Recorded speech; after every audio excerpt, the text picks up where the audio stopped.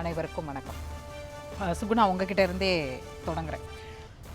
அண்ணாமலையுடைய டெல்லி பயணம், அவர் போகிறதுக்கு முன்னாடி கொடுத்த அந்த பேட்டியானது மிக முக்கியமாக கவனிக்கப்படக்கூடிய பேட்டி. 2 விஷயங்களை சொல்கிறாரு. ஒன்று, நான் எந்த காரணத்திற்காகவும் கூட்டணிக்கான கொள்கையில் நான் ஏற்கனவே இருந்த நிலைப்பாட்டை மாற்றிக்கொள்ள மாட்டேன், அதே நேரத்தில் பாஜகவுக்காக ஒரு கடைசி தொண்டனாகவும் பணியாற்ற தயார் அப்படின்னு சொல்லிட்டு தான் அவர் டெல்லிக்கு போனார். ஒரு பக்கம் அவர் மாற்றப்பட போகிறார், அவருக்கு பதிலாக திரு நயினார் நாகேந்திரன் அவர் வரப்போகிறார், வானதி வரப்போகிறார், இவங்க கூட எல்லாம் பேச்சுவார்த்தை நடக்குது. ஏற்கனவே ஒரு 2 மாதங்களுக்கு முன்னாடி லிஸ்ட்ல டாக்டர் தமிழிசையும் அந்த லிஸ்ட்ல இருக்கிறாங்க. இப்படியெல்லாம் பேச பொருளா இருக்கு. சரத்குமார் கூட அந்த லிஸ்ட்ல இருக்கான்னு சொன்னாங்க. சரத்குமார் அந்த லிஸ்ட்ல இருக்காரு. சரி, இதற்கிடையில ஒருவேளை அண்ணாமலை மாற்றப்பட்டால் அது யாருக்கு? அவருடைய பணின்னு ஒன்று பாஜகவுக்கு இருக்குல்ல, அவர் ஒரு ரோடு மேப் போட்டு வச்சிருக்காருல்ல, அதை எப்படி பாஜக அணுகும்? இப்போ அதை யார் காம்பன்சேட் பண்ணுவாங்க? இல்லை அண்ணாமலையே தொடர்வதற்கான வாய்ப்பு இருக்கா? அப்படி தொடர்ந்தால் அதிமுக பாஜக கூட்டணிக்கான சாத்தியம் இருக்குமா? நீங்கள் எப்படி பார்க்குறீங்க? இல்லை, கண்டிப்பாக அதிமுக பாஜக கூட்டணி அமைந்தால் அண்ணாமலை தொடர்வதற்கான வாய்ப்புகள் ரொம்ப ரொம்ப குறைவு அப்படின்னு தான் பார்க்குறேன்.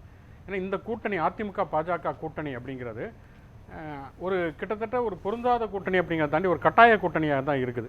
ஏன்னா தொடர்ச்சியாகவே நாங்கள் பாஜகவோட கூட்டணி அமைக்க மாட்டோம், 2026லேயும் அமைக்க மாட்டோம், 2031லேயும் அமைக்க மாட்டோம் அப்படிலாம் தொடர்ச்சியாக அவங்க பேட்டி கொடுத்துக்கிட்டே இருந்தாங்க.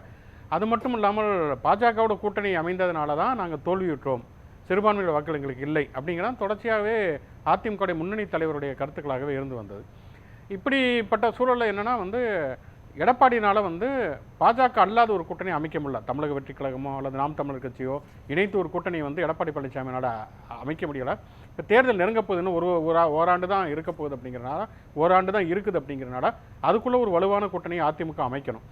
ரெண்டாவது தொடர்ச்சியான தோல்விகள், எடப்பாடி பழனிசாமி தலைமை பொறுப்பு ஏற்றதுலேருந்து தொடர்ச்சியான தோல்விகள் அப்படிங்கிறப்ப வெற்றி முகம்ங்கிறதுக்கான வாய்ப்புகளே எங்கேயுமே இல்லாமல் இருக்கக்கூடிய ஒரு சூழல்.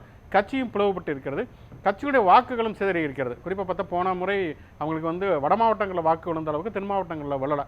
அதுக்கு மிக முக்கிய காரணமாக சொல்கிறது வன்னியர்களுக்கான இடஒதுக்கீடு அப்படிங்கிறதுனால தென்பகுதியில் கூட முக்குளத்தோடைய வாக்குகள் எடப்பாடி பழனிசாமிக்கு வரல. அதிமுக அன்னைக்கு ஓபிஎஸ் இருந்தார், ஆனாலும் அதிமுகக்கு வரல. அதற்கு பிறகு ராமநாதபுரத்தில் ஓபிஎஸ் நிற்கிறப்ப 3வது இடத்துக்கு அதிமுக தள்ளப்படுகிறது அப்படிங்கிற சிக்கல். ஆனால் இப்போ பிஜேபியோட தான் கூட்டணி அமைக்கணுங்கிறதுல எடப்பாடி பழனிசாமிக்கு பெரிய அளவு விருப்பம் இருக்கிற மாதிரி தெரியலை. ஏன்னா தொடர்ச்சியாக அவருடைய செயல்பாடுகள், அவருடைய அடுத்தடுத்த கட்ட நகர்வுகள் அப்படி தான் இருந்தது. என்ன காரணம்னா மதவாத எதிர்ப்பு, அப்போல்லாம் கொள்கை ரீதியான எடப்பாடி பழனிசாமி எடுத்து நம்மை அதிர்ச்சிக்குள்ளாக்க மாட்டார். அவரை பொறுத்த வரைக்கும் என்னென்னா அவங்களோட இருக்கக்கூடிய ஒன்று அண்ணாமலைக்கும் அவருக்கும் இடையிலான ஒரு தனிப்பட்ட போக்கு, ஒரு தனிப்பட்ட முரண்பாடுகள். அந்த முரண்பாடுகள் தனிப்பட்ட முரண்பாடாக தான் இருக்குது, பெரும்பாலும் அப்படி தான் இருக்குது. கடந்த முறை இவங்க சைடு கண்டிஷன் சப்ளைன்னு இவங்க அந்த கூட்டணிக்காக வைத்தது பாஜகவுடைய மாநில தலைவரை மாற்றணும் அப்படிங்கிறது தான்.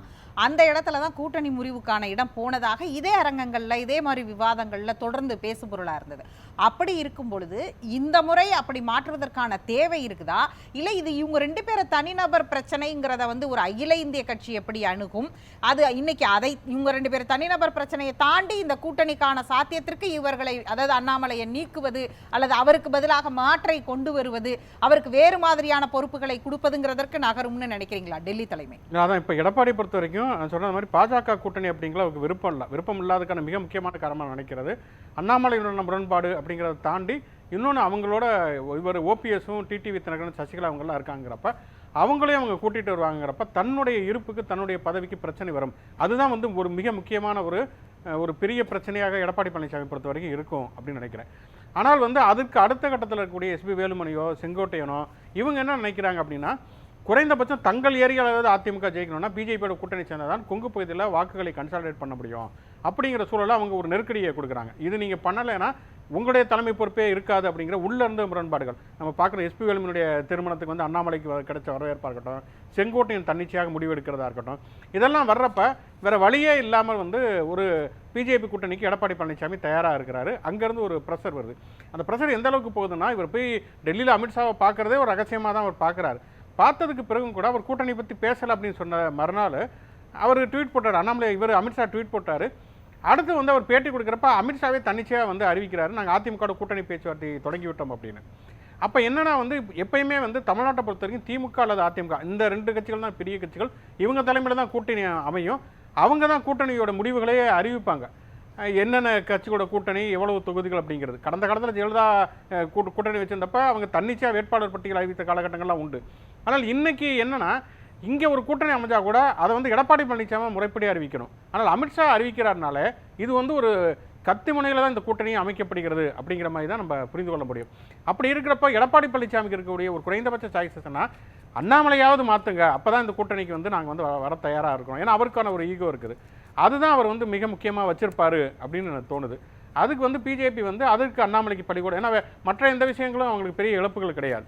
அவங்க ஒரு கட்டாயப்படுத்தி அந்த கூட்டணி அமைக்கிறாங்கிறப்ப அவங்களுக்கு அதில் வந்து ஆதாயங்கள் இருக்கிறது. ஏன்னா எப்படி வந்து பிஜேபி கூட்டணி தனியாக நின்று பெரிய அளவில் அவங்க வெற்றி பெறுவதற்கு, நாடாளுமன்ற தேர்தல் வேற, சட்டமன்ற தேர்தலுங்கிறது வேற. இங்கே வந்து அந்த அளவுக்கான வெற்றிகள்லாம் பெறுவதற்கான வாய்ப்புகள் கிடையாது. கொங்கு பகுதியை பொறுத்த வரைக்கும் ஏடிஎம்கே பிஜேபி தனித்தனியாக நிற்கிறப்ப அதுக்கான வாக்குகள் சிதறும். அதை தாண்டி வேறு பகுதிகளில் வந்து அவங்களுக்கு பெரிய அளவில் வாக்குகள்ங்கிறது இல்லை பிஜேபி கூட்டணிக்கு. அப்படிங்கிறப்ப இப்போ அதிமுக கூட்டணி அமைஞ்சாதான் நம்மளால் ஓரளவுக்காவது எம்எல்ஏக்களை பெற முடியுங்கிற ஒரு முடிவுக்கு பாஜக வந்துருச்சு. அப்படிங்கிறப்ப அதுக்கு அண்ணாமலையை வந்து நீக்க வேண்டும்னா அதுக்கு வந்து அவங்களுக்கு ஒன்றும் பிரச்சனை இல்லை, அதை வந்து நீக்கிறதுக்கு அவங்க தயாராக தான் இருப்பாங்க. இப்போ என்னன்னா வந்து அண்ணாமலை வந்து இப்போ அண்ணாமலை மீது பல விமர்சனங்கள் இருக்குது. அண்ணாமலை மீது நமக்கு அண்ணாமலையுடைய செயல்பாடுகளில் பல விமர்சனங்கள் இருக்குது. அதாவது தமிழ்நாட்டு அரசியல் தலைவர்களிலேயே பொது வெளியில் வந்து ஒரு அநாகரிகமாக பேசுவது, அரசியல் நாகரிகம் இல்லாமல் பேசுவதில் ஒரு போட்டி வச்சு அதுல முதல் பரிசு வாங்கக்கூடிய அளவுக்கு தகுதியானவராக அண்ணாமலை இருக்கிறார்.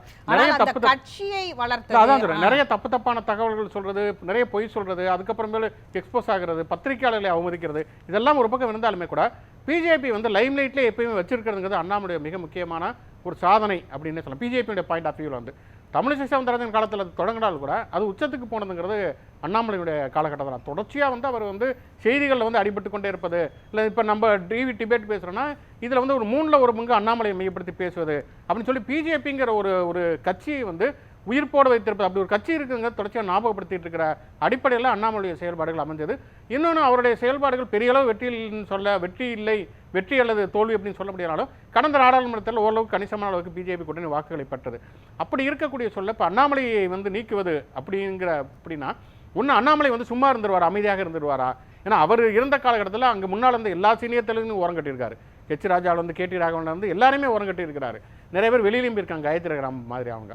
அப்போ வந்து அண்ணாமலை முற்றிலுமாக வந்து ஓரம் கட்டுறப்ப அவர் வெறுமனே வந்து அமைதியாக இருந்துருவாரா? அந்த உள்குத்து வேலைகள் ஏதாவது தொடங்கினார்னா அது அதிமுக பிஜேபி கூட்டணியை பாதிக்குமா அப்படிங்கிற ஒரு கேள்வி இருக்கிறது. இப்போ அண்ணாமலைக்கு அடுத்து வரக்கூடியவங்க அண்ணாமலை மாதிரியான ஒரு அதிரடி அரசியல் பண்ணுவாங்களா, அல்லது ஒரு காம்ப்ரமைஸ்டு பாலிடிக்ஸ் ஒன்று பண்ணுவாங்கன்னா அது பிஜேபிக்கு எந்த அளவுக்கு ஒரு லாபத்தை வந்து. அதனால தான் நான் முதல் கேள்வியிலே கேட்டேன், இவரை வந்து நீக்கினாலோ இல்லது வேறு பொறுப்புகளுக்கு இவர் நகர்த்தப்பட்டு மாற்றாக அந்த இடத்திற்கு யாரோ வருகிறார்கள்னு வச்சுக்கிட்டோம்னா அது வந்து அந்த பாஜகங்கிற கட்சிக்கு என்ன மாதிரியான விளைவுகளையும் தாக்கத்தையும் கொடுக்கும் அப்படிங்கிறது.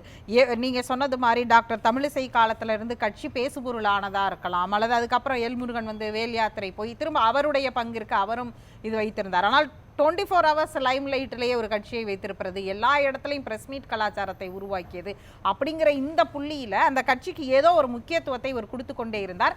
இந்த தேசிய ஜனநாயக கூட்டணிக்கு 18% வாக்குகள் அப்படின்னு இப்போ அவங்க ஒரு கெயின் பண்ணுறாங்க இல்லையா, அந்த கிளைமை வந்து இவர் வந்ததுக்கு அப்புறம் தான் அது நடந்தது அப்படின்னு அவங்க நம்புறாங்க இல்லையா, அது வந்து லாஸ்ட் டெல்லி தலைமை யோசிக்காதா? அப்போ நாளைக்கு வேற ஒருத்தவங்களை கொண்டு வந்தால் இந்த மாதிரியான ஒரு அதிரடி அரசியல் இருக்குமா அப்படின்னு யோசிப்பாங்கல்ல?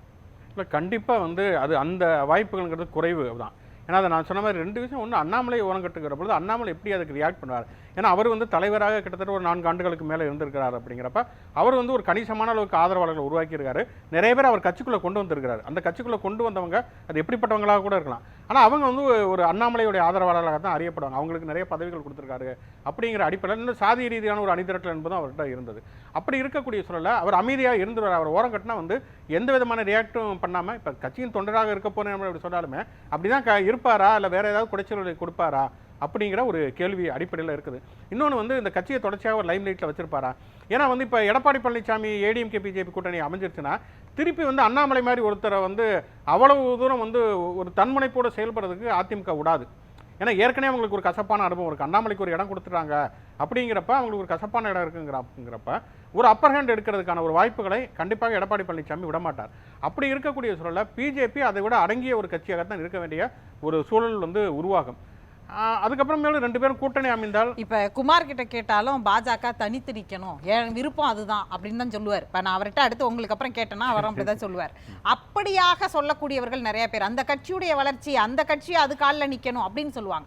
அதற்கு அண்ணாமலை மாதிரி ஒரு ஆள் தேவை அப்படிங்கிறது தான் அந்த கட்சி விரும்பும்.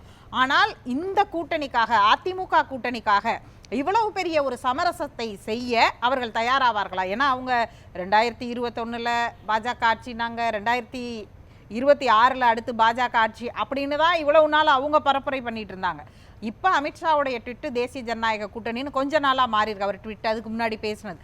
அப்போ ஒரு அதிமுகவை அதுவும் ஒன்றிணைக்க வேண்டிய ஒரு கட்டாயம் இருக்கக்கூடிய அதிமுகவிற்காக பாஜகவுடைய சொந்த நலன் சார்ந்து யோசித்த ஒரு தலைவரை அவங்க அவ்வளோ சீக்கிரம் லூஸ் பண்ணுவாங்களான்னு ஒரு கேள்வி வரும்ல. இல்லை, இப்போ பிஜேபி இப்போ தனியாக நின்றால் கூட கண்டிப்பாக இந்த சட்டமன்ற தேர்தலில் அவங்க வெற்றி பெறப்படுறதுக்கான வாய்ப்புகளே கிடையாது. அப்படி இருக்கக்கூடிய ஒரு சூழலில் அவங்களுடைய ஒரு எதிர்கால திட்டம் அப்படிங்கிறது திமுக வர்சஸ் பிஜேபிங்கிற ஒரு களத்தை உருவாக்குவதான். அதிமுகவை இங்கே இல்லாமல் ஆக்கிட்டு அந்த இடத்துக்கு பிஜேபி வரணுங்கிறது அவங்களுடைய நோக்கம்.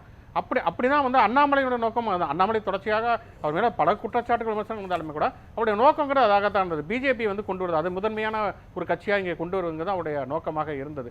ஆனால் இப்போ உடனடியாக அதை பண்ண முடியலை. அப்படிங்கிறப்ப அதிமுகவோடு சேர்ந்து உறவாடி கெடுதல் அப்படிங்கிற ஒரு உத்தியை அவங்க கடைப்பிடிக்கலாம். இப்போ எடப்பாடி பழனிசாமியை பலவீனப்படுத்துவது, இப்போ இவங்க என்ன செங்கோட்டையனோ அல்லது எஸ்பி வேலுமணியோ முதன்மைப்படுத்துவது, எப்போ வேணுமானாலும் உங்களை பொறுப்பில் அகற்றிவிட முடியுங்கிற ஒரு எச்சரிக்கையை அதிமுக கொடுப்பதன் மூலமாக ஓபிஎஸ், டிடிவி தினகரன் இவங்க எல்லாத்தையும் கொண்டு வருவது. இப்போ அந்த ஒரு சிக்கலை எடப்பாடி பழனிசாமி எப்படி கையாள போகிறார் அப்படிங்கிறது ஒன்று இருக்கு. ஏன்னா அவங்க டக்குன்னு ஓபிஎஸ்ஐயோ இப்போ அண்ணாமலையோ கூட அவங்க கழட்டி விட்டலாம். ஓபிஎஸ்சியோ டிடிவி தினகரனோ அவ்வளோ சீக்கிரம் அவங்க கழட்டி விட்ட முடியாது. கழட்டி விட்டால் அது உங்களுக்கு கண்டிப்பாக பேக் ஃபயர் ஆகும். தென் மாவட்டத்தில் இருக்கக்கூடிய முக்குளத்தோர் அதிமுக மட்டும் இல்லை பிஜேபி மேலேயுமே அவங்க ஒரு கடுமையான ஒரு கோபம் அவங்க மேலே திரும்புவதற்கான வாய்ப்பு எடுக்குது. அப்போ அவங்கள கைவிட்ட முடியாது. என்ன செய்யலாம்னா பிஜேபிக்கு ஒரு கணிசமான சீட்டுகள் வாங்கிட்டு அதில் நாங்கள் நிற்க வச்சுக்கிறோம். ஓபிஎஸ்சியும் டிடிவி தினகரன் ஆதரவாளர்களாக நாங்கள் அமமுக வச்சுக்கிறோம்னு. ஏடிஎம்கே என்னன்னா நாங்கள் பிஜேபியோட தான் கூட்டணி, இது கடந்த காலங்களில் நடந்திருக்கு பலமுறை. நாங்கள் பிஜேபியோட தான் கூட்டணி, இவங்களோட எந்த கூட்டணி இல்லை அப்படின்னு அவங்க சொல்லிக்கலாம். அவங்க அந்த சீட்டுகளை வாங்கி இவங்களை நிற்க வைக்கலாம். ஆனால் அதுவுமே அதிமுகவை ஏதோ ஒரு வகையில் பலவீனப்படுத்தத்தான் செய்யும். ஆக பிஜேபியுடைய நோக்கம் என்பது இன்னைக்கோ நாளைக்கோ நாளை மறுநாளோ அதிமுகவை பலவீனப்படுத்தி அந்த இடத்துக்கு வருவது அப்படிங்கிறது தான். அப்படிங்கிறப்ப இதுவுமே இது ஒரு ஸ்ட்ராட்டஜி. ஆமாம், இது ஒரு ஸ்ட்ராட்டஜி தான். இதன் வழியாகவும் அதிமுக பலவீனப்படுத்தி அடுத்த தேர்தலையோ இல்லை அதுக்கடுத்த தேர்தலையோ கூட நம்ம வந்துடலாம் அப்படிங்கிறதுமே கூட ஒரு பிஜேபியோட நோக்கமாக இருக்கலாம்.